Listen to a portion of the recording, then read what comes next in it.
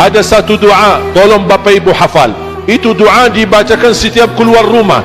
Bismillah, tawakkaltu ala Allah, la hawla wa la quwwata illa billah. Apa yang kita dapat dalam doa yang singkat ini? Pertama, akan Allah berikan petunjuk, segala urusanmu akan lancar karena ada petunjuk dari Allah Subhanahu wa taala.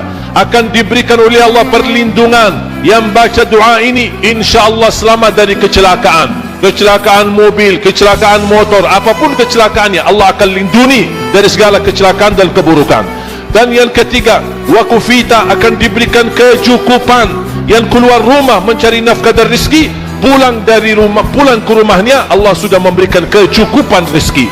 Terus yang keempat, syaitan tidak akan berani menggoda kita. Wa tanahha anhu syaitan, kata Rasulullah, syaitan akan tergeser, tidak akan mampu mendekati, apalagi mampu menggoda.